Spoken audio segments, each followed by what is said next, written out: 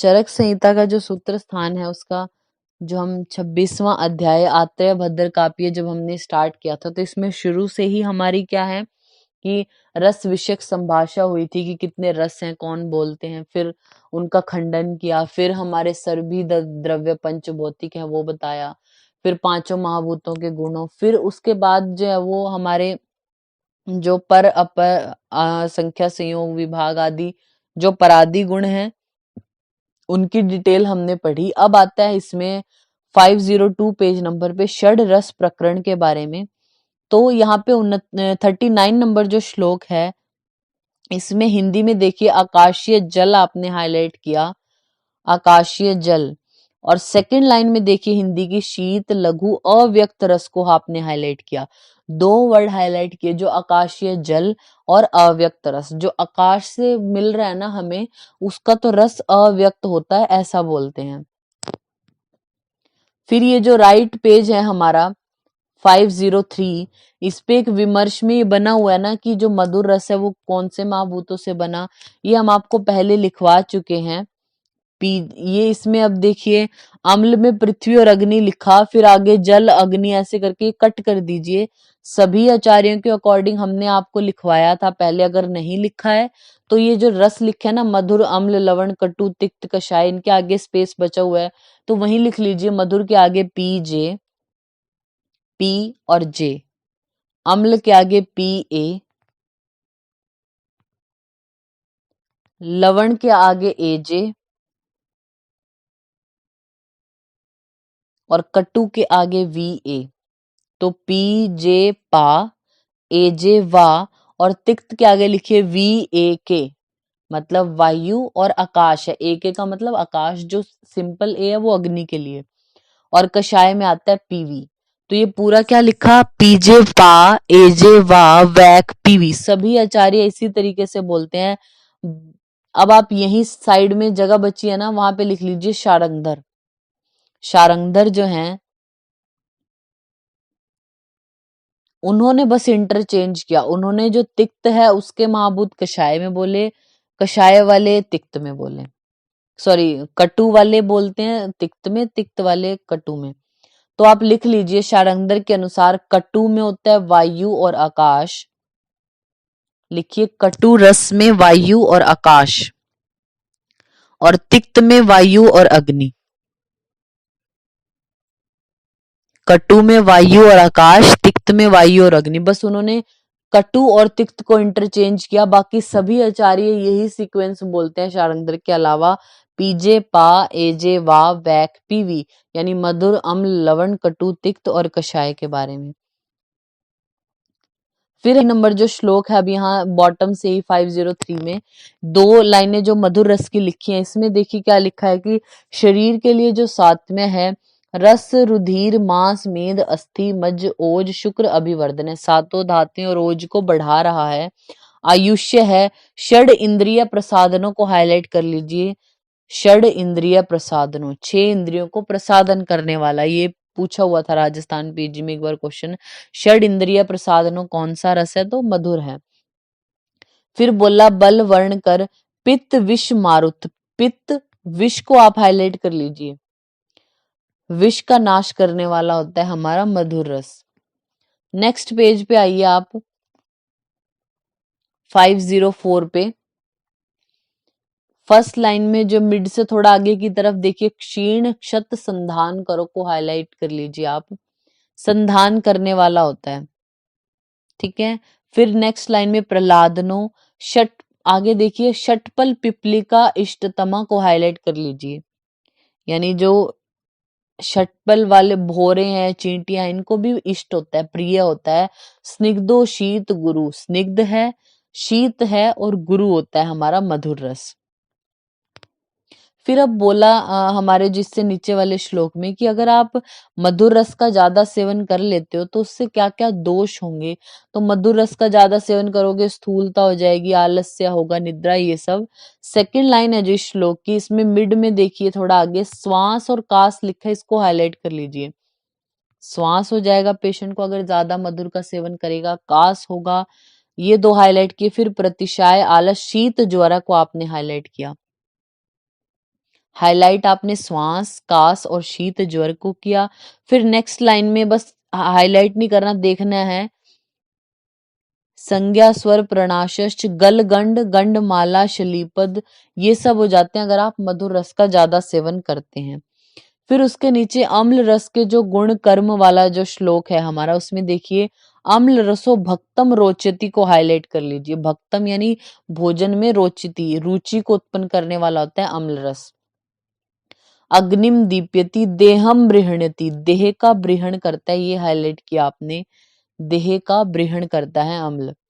और मनोबोध्यति, मन का क्या करता है, बोधन करता है। और इंद्रियाणाम दृढ़ी करोति को हाईलाइट कर लीजिए, इंद्रियों को दृढ़ बलवान करने वाला बोला अम्ल रस को। आपने हाईलाइट किया भक्तम रोचति, देहम बृहण्यति और इंद्रियाणी दृढ़ी करोति।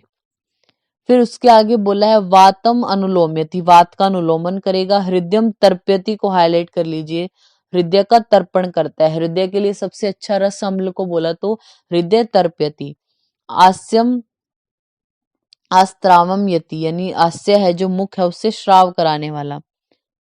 भक्तम अपकर्ष्यति, क्लेद्यति, जर्यति, जीर्ण्यति, लघु उष्ण स्निग्ध, लघु होता है अम्ल रस, उष्ण होता है हमारा और स्निग्ध होता है। फिर अगर आप अम्ल रस का ज्यादा सेवन कर लो तो क्या होगा, ये जो नीचे 504 पे श्लोक लिखा है ना, 3 लाइनें हैं, उसकी जो मिड लाइन है सेकंड में देखिए, कफम विलाप्यति को हाईलाइट कर लीजिए, पित्तम अभिवर्धति, रक्तम दूष्यति, इतना हाईलाइट किया आपने।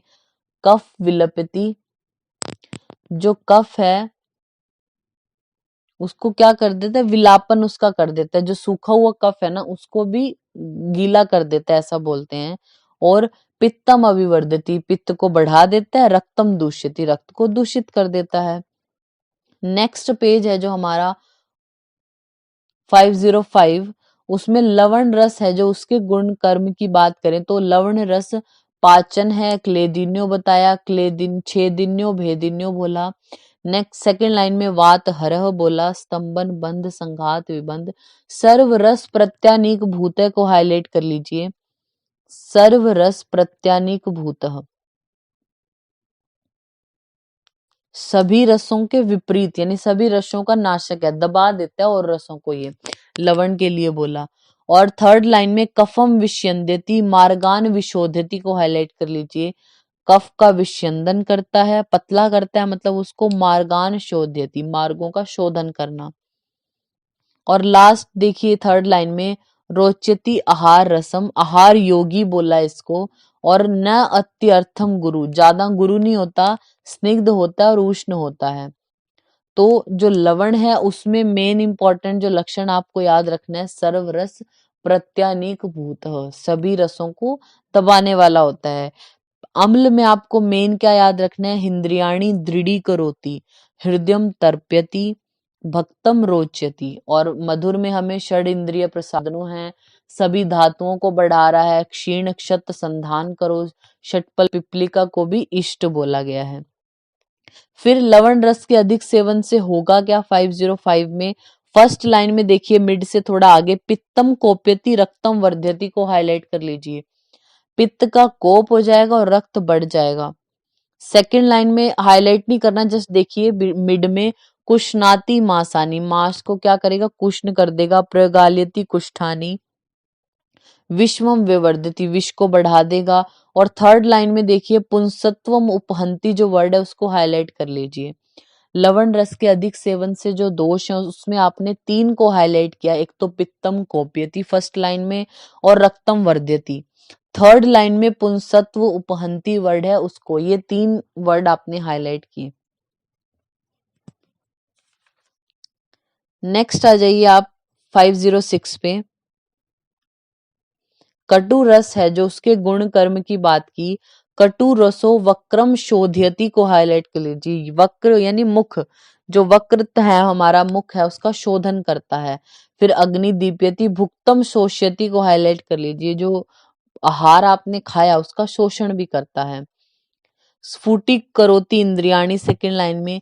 थर्ड लाइन है जो उसमें थोड़ा लास्ट की तरफ देखिए, क्रिमीन हिनस्ती को हाईलाइट किया, क्रिमीन हीन अस्ति यानी कृमि है जो उनका नाश करता है। फोर्थ लाइन में लिखा है शोणित संघात भिन्नति को हाईलाइट कर लीजिए, शोणित के संघात का भेदन करता है।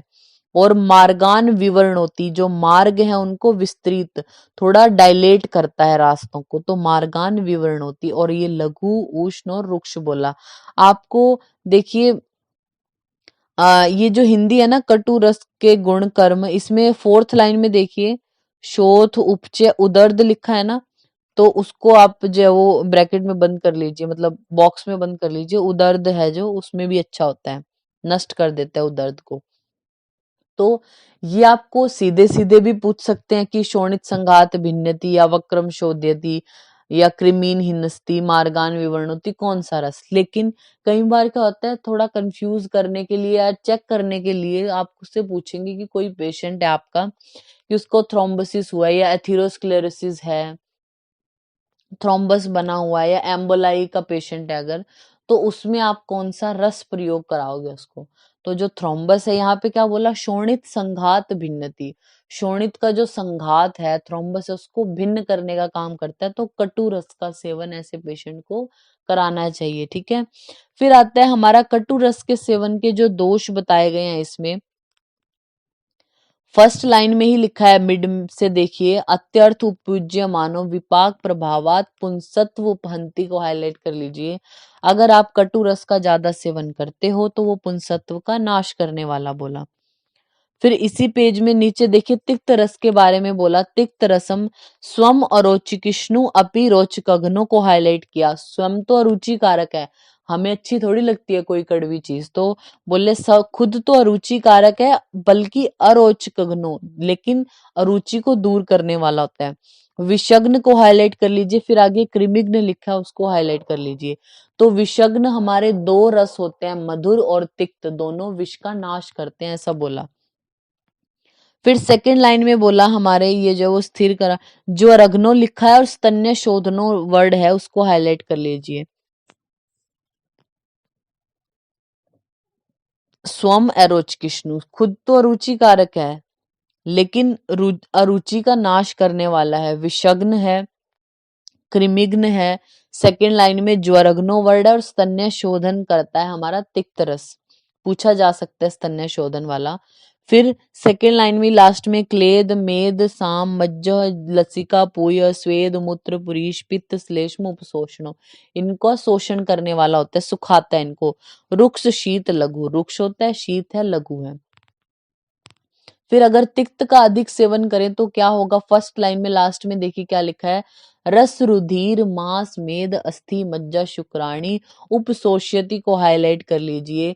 ये जो हमारी धातु है इनका शोषण करेगा। तो हमने सबसे पहले मधुर रस पढ़ा, वहां पे पढ़ा था कि सभी धातुओं का वर्धन करता है, वहां पे लिखा था रस रुधिर मांस मेद अस्थि मज्जा शुक्र ओज, इनको बढ़ाने वाला है, तो वो मधुर रस था। अगर बात करें रस रक्त मांस मेद अस्थि मज्जा शुक्र, इनका शोषण करने वाला तिक्त रस है अगर ज्यादा यूज करते हैं तो।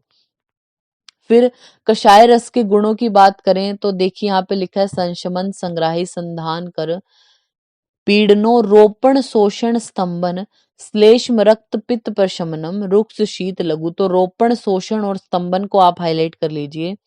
रोपण हीलिंग का काम कराता है, स्तंभन कराता है, शोषण कराता है। अगर कषाय का भी आप अधिक सेवन कर लोगे तो क्या होगा, सेकंड लाइन है जो श्लोक की उसमें देखिए लास्ट की तरफ क्या लिखा है, शावत्वम अपाद्यति पुंसत्व उपहंति। शावत्वम यानी पूरी बॉडी है जो उसका कलर कैसा हो जाएगा, शाव हो जाएगा। जब हम लंगन भृंगणीय अध्याय हमने पढ़ा वहां पे जो षड्विध उपक्रम पढ़े वहां पे स्तंभन हमने पढ़ा था, स्तंभन का अगर ज्यादा अति स्तंभन हो जाए तो वहां पे भी पढ़ा था शावता हो जाती है। तो स्तंभन हमारा कषाय रस करता है अच्छा, तो क्या बोलते हैं जब कषाय का आप ज्यादा सेवन करोगे तो श्यावत्वम अपाद्यति पूरी बॉडी का कलर श्याव हो जाएगा और पुंसत्व उपहंती है ये भी। नेक्स्ट 45 नंबर जो श्लोक है उसमें देखिए यहाँ पे बोला द्रव्य के रस विपाक और वीर्य में परस्पर संबंध कैसे हो सकता है, तो बोलते हैं जो द्रव्य रस व विपाक में मधुर हो उसका वीर्य शीत होगा। मतलब आपको कोई ड्रग बोल दी जिसका रस भी मधुर है और विपाक भी मधुर, तो उसका वीर्य शीत होगा। जो द्रव्य रस और विपाक में अम्ल या कटु होते हैं उनका वीर्य उष्ण होगा। तो हमारा जो विपाक होता है वो 3 तरीके का होता है, आपको भी पता है, मधुर विपाक होता है, या फिर अम्ल होता है, या फिर कटु होता है। तो अम्ल और कटु दोनों रस क्या होते हैं, उष्ण है, तो इनका वीर्य उष्ण है। मधुर जो होता है उसका शीत वीर्य होगा।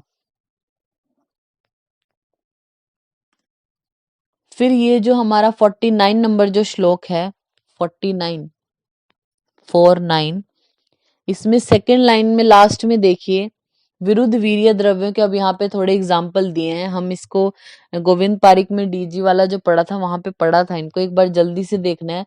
जो जलीय जीव है या अनु जीवों का मांस है वो मधुर है रस में, लेकिन उसका वीर्य उष्ण है। अभी तो आपने बोला कि मधुर रस वाले शीत वीर्य होंगे, लेकिन ये थोड़ा जो है वो एक्सेप्शन है इसकी, तो वीर्य उष्ण होगा इनका। फिर वो क्या, उससे नीचे देखिए, अब जो हिंदी की हमारी 5th लाइन है उसमें, कषाय और तिक्त रस वाले जो द्रव्य हैं हमारे, वो कुछ उष्ण बोले, जैसे महत पंचमूल, जो बृहत पंचमूल है वो कषाय और तिक्त है, लेकिन वीर्य उसका उष्ण है। फिर सैंधव लवण का जो वीर्य, लवण तो हमारा उष्ण होता है, लेकिन सैंधव लवण का वीर्य और लवणों की तरह उष्ण नहीं होता।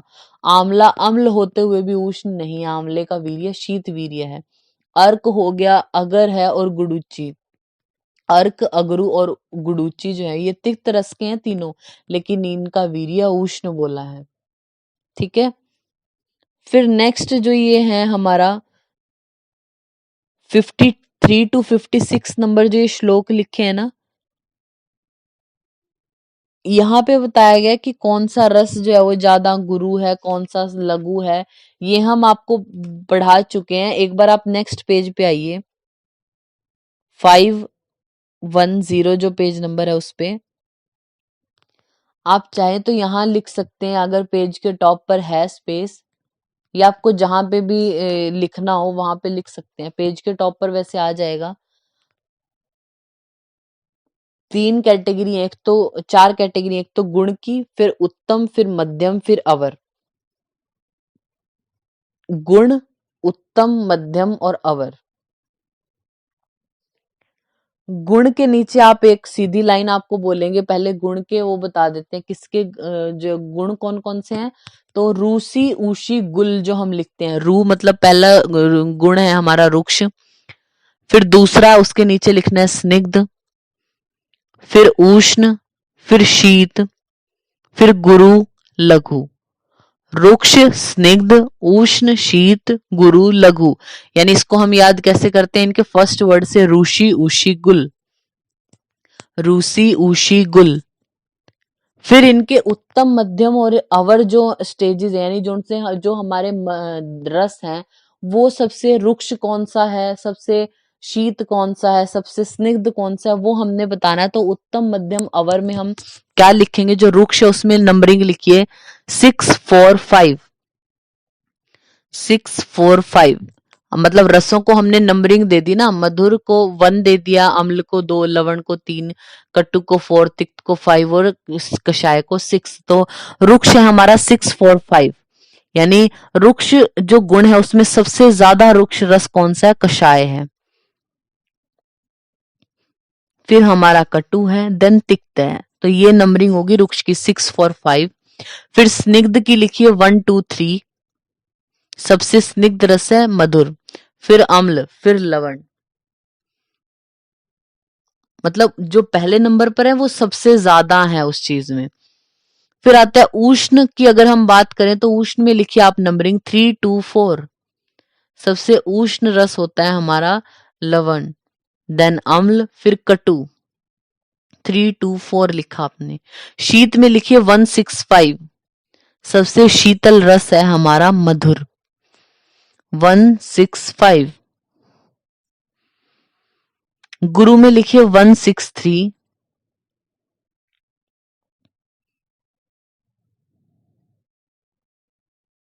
और लघु में लिखिए 542।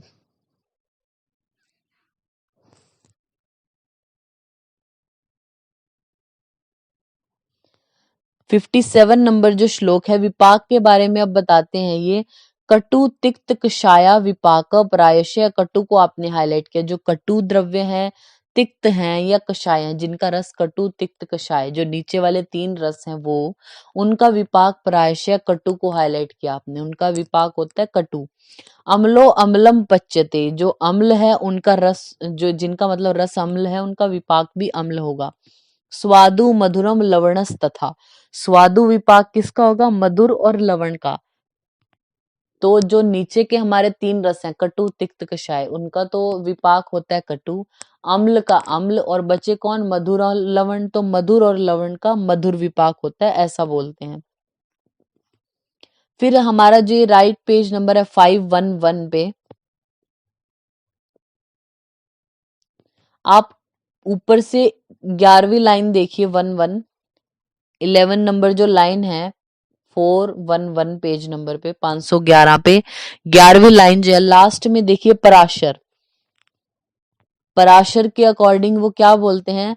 पाकास्त्रयो रसा नाम अम्लो अम्लम बच्चते कटु कटुकश चत्वारो अन्य मधुरा, यानी पाक त्रयस्त्रो, पाक जो यानी विपाक होता है 3 प्रकार का, बोलते हैं अम्लो अम्लम, अम्ल द्रव्यों का अम्ल होता है, कटु कटुकश्च, कटु द्रव्यों का कटु, ये हम वैसे आपको बता चुके हैं गोविंद पारिक में।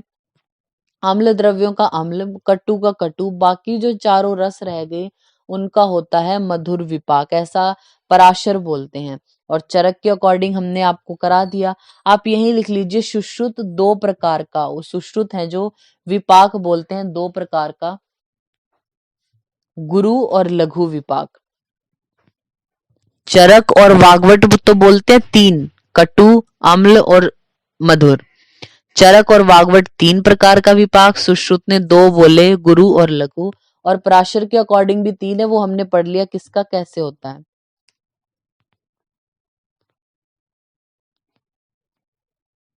फिर यहाँ पे आ जाइए आप 60 नंबर जो श्लोक है,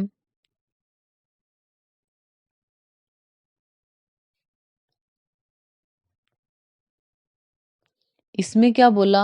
मधुरो लवणो अम्लच स्निग्धो, ये नहीं, आप इसमें आइए, सॉरी 61 जो श्लोक है उसमें 61 में देखिए, शुक्रहा बद विण मूत्रो विपाक है वातल कटु, यानी कटु विपाक की बात की, कटु विपाक जिन द्रव्यों का है वो क्या करेंगे? शुक्रहा, शुक्र को नष्ट करेंगे, बद विण मूत्रो, जो विण है और मूत्र है उसको रोकने का काम करेंगे, और वातल, वात को बढ़ाने वाले हैं, जो जिनका कटु है वो वात को बढ़ाएंगे, मल मूत्र को रोकेंगे, शुक्र का नाश, कोई भी चीज ठीक नहीं करे तो कटु विपाक। फिर मधुर में क्या है? श्रेष्ठ विण मूत्रो, जो विण और मूत्र है उसको निकालने वाले विपाक है। कफ शुक्रल, कफ को बढ़ा रहे हैं और शुक्रल भी होते हैं, तो शुक्र को बढ़ा रहे हैं, विण और मूत्र को भी निकाल रहे हैं और कफ को बढ़ा रहे हैं, वो होता है हमारा मधुर विपाक।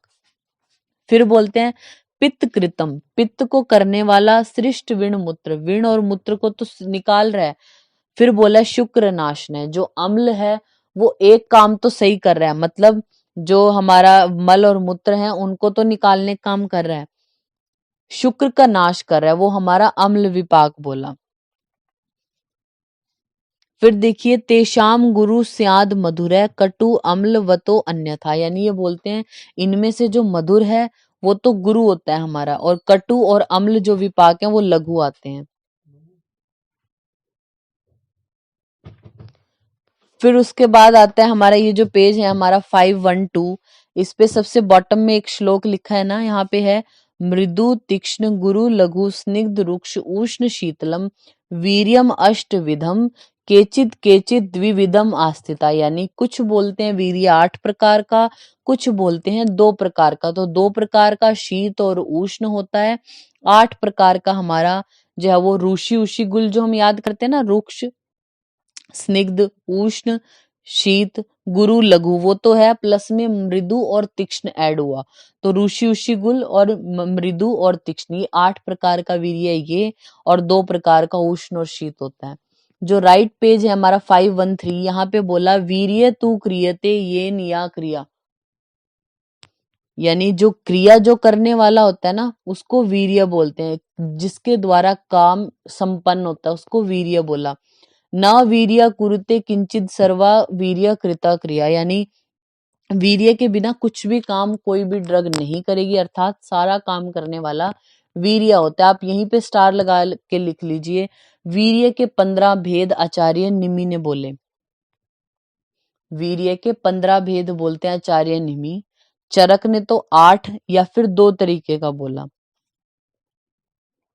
फिर हमारा आता है ये जो 513 पेज नंबर है ना, इसमें बॉटम में एक श्लोक लिखा है, रसो निपाते द्रव्याणाम, इसको हाईलाइट कर लीजिए आप।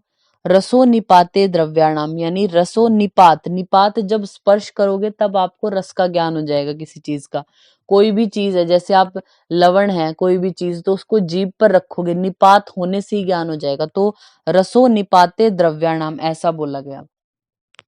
विपाक है कर्मनिष्ठा, विपाक का किससे पता चलेगा, कर्मनिष्ठा, जब वो बॉडी में जाके कोई काम करेगा।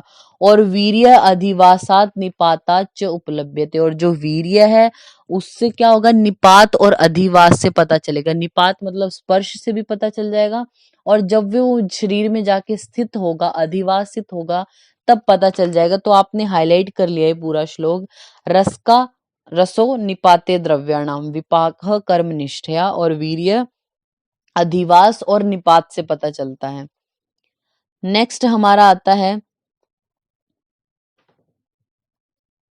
प्रभाव प्रकरण है, जो उसमें फर्स्ट लाइन को हाईलाइट कर लीजिए, रस वीर्य विपाका नाम सामान्यम यत्र लक्ष्यते विशेषण कर्मा चेव प्रभावस तस्य सस्मृत, यानी कोई भी द्रव्य है अगर उसके रस वीर्य विपाक ये सब समान हो, फिर भी विशेषण कर्मा, विशेष कर्म कोई कर रहा हो तो उसको उसका प्रभाव कहा जाता है। अब यहाँ पे एग्जाम्पल दिए गए हैं इसके नीचे 68 to 70 नंबर श्लोक में, कटुकः कटुकः पाके वीर्यो उष्ण चित्र को मतः, यानी जो हमारा चित्रक है उसका कटु रस है, कटु विपाक है, वीर्य में उष्ण है। तद्वत दंती, दंती भी ऐसा ही होता है। तो चित्रक हमारा कटु रस उष्ण वीर्य कटु विपाक, दंती के भी यही गुण है। फिर बोलते हैं प्रभावात विरेचयति मानव, लेकिन दंती प्रभाव से क्या कार्य करेगी, विरेचन कराएगी, जबकि चित्रक नहीं कराता। नेक्स्ट विष विषग्नम उक्तम, यानी जो विष है वो भी विषग्न होता है प्रभाव की वजह से। नेक्स्ट बोलते हैं ऊर्ध्व अनुलोमिक यत्र प्रभाव वा, यानी जो वमन होता है ना, कोई भी द्रव्य ऊर्ध्व भागर प्रभाव है, यानी वॉमिटिंग के थ्रू निकल जाते हैं, विरेचन के थ्रू। तो विरेचन और वमन कराने वाले भी क्या है, प्रभाव से अपना कार्य कर रहे हैं। मणिनाम धार्याणाम कर विविधात्मन, यानी जो मणि आदि का धारण करते हैं ना, जैसे बोलते हैं कि इस मणि को धारण करने से ये आपका रोग शांत हो जाएगा, ऐसे क्रोध शांत होगा। तो मणियां भी अपना काम प्रभाव से कर रही हैं। लास्ट वर्ड देखिए 3 नंबर लाइन में, प्रभावो अचिंत्य उच्चते को हाईलाइट कर लीजिए। प्रभाव अचिंत्य बोला गया है, ठीक है, चिंतन नहीं करते, मतलब स्वभाव है वो, उसका प्रभाव है, वो कैसे काम कर रहा है, कोई तर्क नहीं है इस मामले में। तो दंती है वो भी प्रभाव से कार्य कर रही है, विषग्न होता है ये भी प्रभाव है, वमन और विरेचन द्रव्य भी प्रभाव से काम कर रहे हैं, मणियां भी अपना प्रभाव से काम कर रही हैं, ऐसा बोलते हैं। फिर यहाँ पे देखिए 72 नंबर जो श्लोक है, 515 पेज है ना, जो 515 नंबर पेज पे 72 नंबर श्लोक में देखिए, रस्य विपाकोस ततो वीर्य प्रभावस ततो उपहितानि बल साम्य में रस आदि नाम नैसर्गिक बलम, यानी नैसर्गिक बल की बात यहाँ पे की गई है। वैसे तो जिस कई द्रव्य में कुछ प्रधान होता है, लेकिन रस जो द्रव्य है उसमें रहने वाले जो अगर हैं तो रस से ज्यादा प्रभावशाली होगा विपाक। आप 516 पेज नंबर पे आइए, हिंदी में देखिए, इसकी हिंदी में पढ़ेंगे।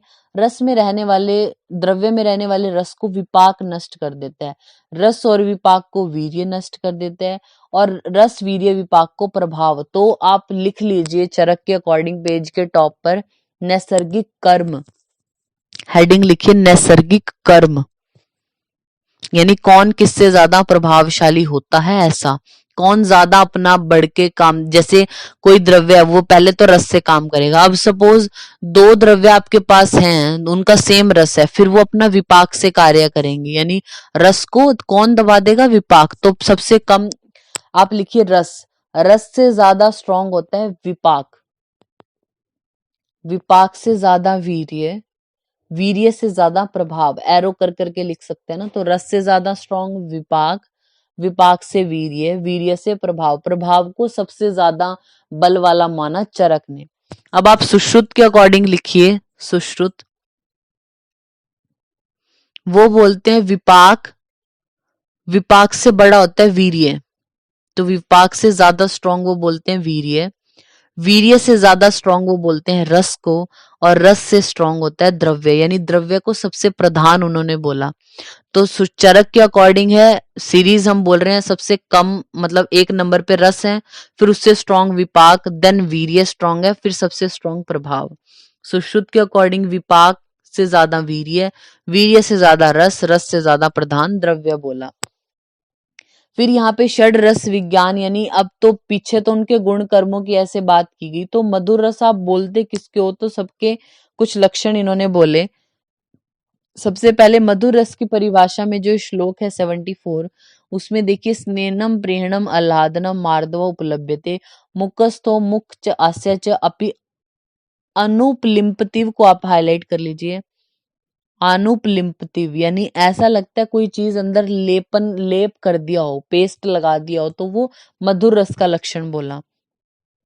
फिर अम्ल रस की परिभाषा है जो 75 में देखिए, दंत हर्ष होता है, मुख से श्राव। सेकेंड लाइन में विदाह च अस्य कंठस्य को हाईलाइट कर लीजिए, जिसके सेवन से क्या होगा, मुख और कंठ में दाह होती है, वो अम्ल रस है। फिर लवण की परिभाषा में बोला प्रलीनम क्लेद विचंदनम मार्दवम कुरुते मुख, और लास्ट वर्ड विदाहान मुखस्य च को हाईलाइट कर लीजिए, मुख में दाह होना। अम्ल में वर्ड आया विदाह च अस्य कंठस्य, और लवण में आया विदाहन मुखस्य च। फिर 77 में देखिए जो कटु रस की परिभाषा है, उसमें सेकंड लाइन में बोला विदह मुख नासिक अश्री श्रवांसी, यानी जो मुख है, नासिका है, नेत्र, इनमें विदाह दाह भी होगा, और स्त्रावी जल का श्राव भी होगा। जब आप कटु मिर्ची खा लेते हो तो क्या होगा, मुख, नासिका और अक्षिन में दाह भी होता है और श्राव भी होता है इनसे। फिर 78 नंबर जो श्लोक है उसमें देखिए, इसमें बोला है प्रतिहंति निपाते यो रसनम स्वेदते न च। प्रतिहंति यानी निपाते, निपात क्या होता है, जो शक्ति होती है ना जीवा की, उसको क्या कर लेते हैं, नष्ट कर देते हैं, और स्वेद, स्वेद अच्छा भी नहीं लगता हमें, वो होता है तिक्त रस। फिर नेक्स्ट है कषाय की परिभाषा में वैशद्य, स्तंभता, जड़ता करने वाला, और देखिए बंधना तीव यह च कंठ है, यानी कंठ जिसकी वजह से बंधा हुआ सा लगता है, जैसे कंठ को बांध दिया हो, तो वो रस होता है हमारा कषाय रस। फिर नेक्स्ट है हमारा वैरोधिक आहार के बारे में यहाँ पे बोला गया, तो 81 नंबर जो श्लोक है, इसकी लाइन में देखिए आप, तम उवाच भगवान आत्रेय क्या बोलते हैं, देह धातु प्रत्यनीक भूतानी, प्रत्यनीक होता है उल्टा होना, तो देह की धातुओं के जो उल्टा हो द्रव्य, देह धातु भी अविरोधिम आपद्यते, यानी जो देह की धातु के विपरीत गुण वाला हो, और क्या करे, देह की धातुओं के विरुद्ध हो, ऐसे द्रव्यों को आप विरोधी आहार बोलते हो। अब आप नेक्स्ट जो है वो 83 नंबर जो श्लोक है ना, उसकी हेडिंग है जो चिलचिम मछली विषयक भद्र काव्य का विचार, इसको बस हाईलाइट कर लीजिए।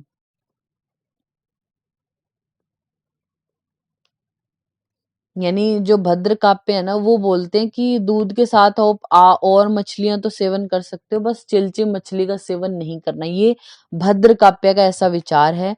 फिर नेक्स्ट नंबर जो श्लोक है हमारा इससे नीचे, उसमें फिर जो आत्रेय हैं वो उसको उत्तर दे देते हैं कि कोई भी मछली खानी नहीं चाहिए जल के साथ, लेकिन चिलचिम तो महाभिसंधि होती है, ये तो विशेषता नहीं खानी चाहिए, बाकी कोई भी नहीं खानी चाहिए, ऐसा आत्रेय बोलते हैं। फिर नेक्स्ट हमारा आता है, अब देखिए ये जो है हमारा 519 जो पेज नंबर है ना,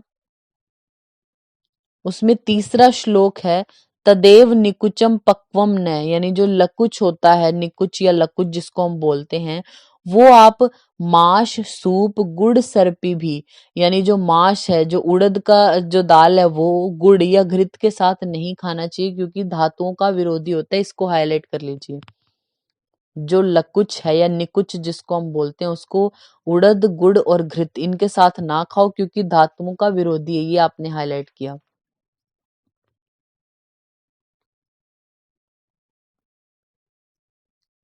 अब ये जो 520 हमारा पेज नंबर है, उसमें विमर्श है, जो सबसे लास्ट में देखिए जहाँ पे पेज खत्म हो रहा है ना, विमर्श लिखा है।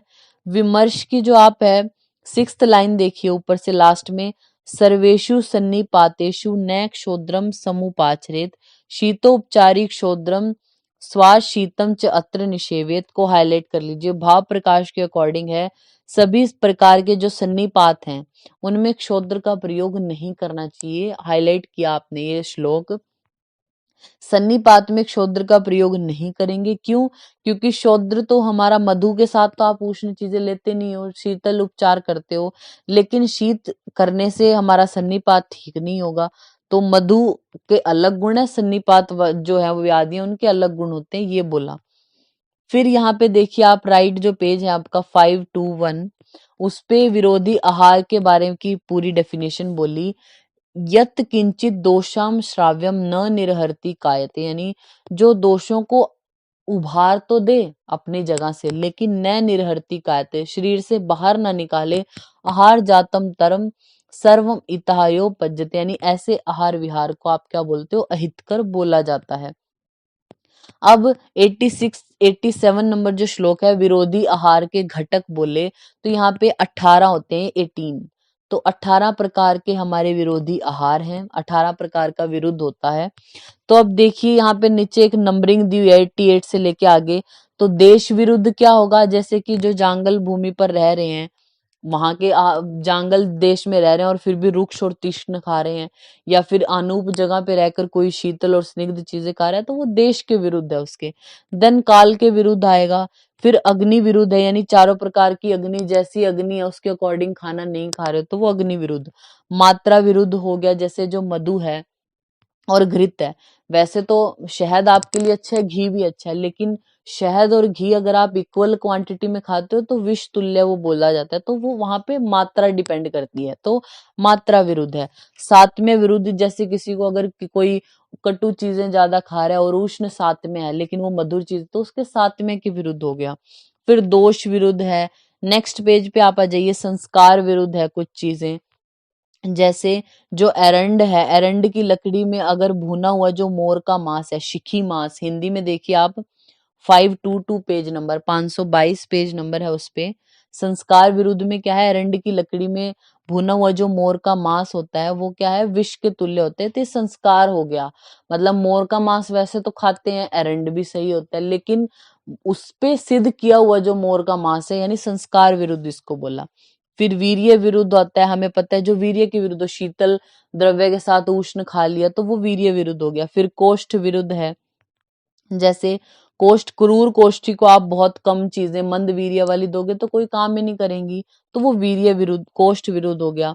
देन अवस्था विरुद्ध हो गया हमारा, मतलब परिश्रम कोई करके बैठा है, व्यायाम करके कोई बैठा है ऐसा व्यक्ति, उसको आप और वातवर्धक चीजें दे दो तो व्यायाम से या परिश्रम से इनसे वात पहले ही बढ़ रहा है और वातवर्धक चीजें दोगे तो अवस्था के विरुद्ध है। नेक्स्ट है हमारा क्रम विरुद्ध। क्रम विरुद्ध क्या है? हमें बोलते हैं खाना हमें खाना चाहिए कि क्रम के अकॉर्डिंग, मतलब पहले का खाया हुआ पच गया, मल मूत्र त्याग करने के बाद फिर ही खाना खाओ, लेकिन ये क्रम अगर आप त्याग देते हो तो क्रम विरुद्ध हो गया। ये हम आपको हाईलाइट या जल्दी जल्दी क्यों बता रहे हैं? क्योंकि क्वेश्चन नहीं पूछा जाता इसमें से, कि पूछेंगे तो विरुद्ध आहार है जो वो कितने, तो 18 है। उनमें से जो क्वेश्चन पूछा जाएगा, अब जो 12 और 13 नंबर पॉइंट है ना, परिहार विरुद्ध और उपचार विरुद्ध, ये पूछा जाता है। आप देखिए परिहार विरुद्ध है जो 98 नंबर श्लोक में, परिहार विरुद्धम तु वराह आदि निषेव्यत यत सेवेत उष्णम तक हाईलाइट किया आपने, यानी जैसे वराह आदि है, जो सुअर आदि का मांस किसी ने खाया, वो तो पहले ही इतना उष्ण है, उसके बाद अगर आप कोई उष्ण चीजें खा रहे हो, वो होता है परिहार विरुद्ध। यही एग्जाम्पल आपको लिख के आएगा अगर एग्जाम में पूछा। और कोई नहीं अलग से आएगा, तो वो आपने याद रखना है, परिहार विरुद्ध है वो। फिर घृताश्च पित्वा शीतम, यानी किसी को आपने घृत पिलाया यानी स्नेह पिलाया, उसके बाद वो ठंडी चीजें सेवन कर रहा है, तो वो उपचार विरुद्ध है।